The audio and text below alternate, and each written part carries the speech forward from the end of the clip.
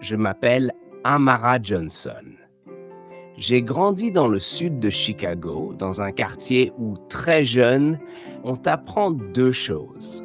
Être 2 fois plus compétente et ne jamais laisser personne t'écraser. C'est avec cet esprit que j'ai traversé la vie. Études, diplôme, puis un poste de directrice de clientèle dans l'une des plus grandes banques privées de New York. Un monde de costumes, de sourires figés, de poignées de main glacées. Un matin d'octobre 2024, tout a basculé. J'étais derrière mon bureau, dans ma jupe bleu marine et mon chemisier impeccable, alignant des chiffres sur l'écran.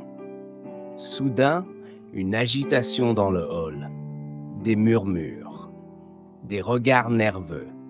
J'ai levé les yeux. Et là, il est entré. Donald Trump? Oui, lui-même, accompagné de 2 gorilles en costard et de cette aura de, disons, suffisance que même la pluie ne pouvait dissiper. Je me suis raidi. Ce n'était pas la première fois que je servais des gens célèbres. Mais lui, c'était différent. C'était tout ce qu'on m'avait appris à dénoncer. La condescendance, l'arrogance, le racisme à peine voilé. Mon chef, Mr. Lewis, un homme pâle et nerveux, a traversé le hall à grandes enjambées. Amara, tu t'occupes de lui. Pas une question, un ordre. Parce que, voyez-vous, dans ce monde, une femme noire compétente et pratique, tant qu'elle reste docile. Trump s'est avancé vers moi, pas un sourire, pas un bonjour. Il s'est simplement assis et a claqué son parapluie mouillé sur mon bureau. Je veux ouvrir un compte spécial, aujourd'hui. Je l'ai regardé. Longtemps. Trop longtemps.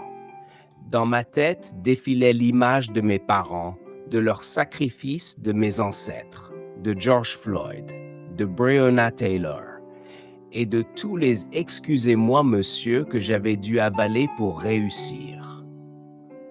Quelque chose en moi s'est brisé. Calmement, poliment, mais fermement, je lui ai dit « Je suis désolé, monsieur Trump, mais je refuse de traiter votre demande. » Un silence glacial a envahi l'agence. Ses yeux se sont plissés, rougeur montante. Ce n'était pas juste de l'étonnement. C'était de la rage. Vous savez qui je suis? Oui, monsieur. Vous savez ce que je peux faire à votre carrière? J'ai souri, un sourire triste mais fier. Oui, monsieur. Et je m'en moque. Mon patron est devenu livide. Il m'a prise par le bras, m'a entraîné dans son bureau. Amara, tu es folle? C'est une personnalité publique. C'est un raciste. C'est aussi un client que je choisis de ne pas servir. On n'a pas le choix.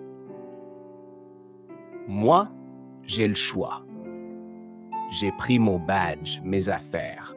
J'ai quitté la banque sous les regards ahuris. Je savais que ma carrière allait en prendre un coup, que les portes allaient se fermer. Mais ce jour-là, j'ai marché dans la rue, sous la pluie battante, libre. L'histoire a éclaté. Un passant avait filmé la scène. En quelques heures, la vidéo est devenue virale. La banquière noire qui a dit non à Trump. Les messages ont afflué. De soutien, d'admiration. Des femmes noires, des hommes, des jeunes, des anciens. Des anonymes, des célébrités. Même certains collègues en cachette. On m'a proposé un poste ailleurs, une meilleure position, plus d'alignement avec mes valeurs. J'ai compris que parfois, dire non peut ouvrir bien plus de portes qu'un oui soumis. Aujourd'hui, je dirige ma propre entreprise, une banque solidaire. Et chaque fois qu'une femme hésite à s'affirmer, Je lui raconte cette journée. Le jour où j'ai regardé le pouvoir en face et que j'ai dit non.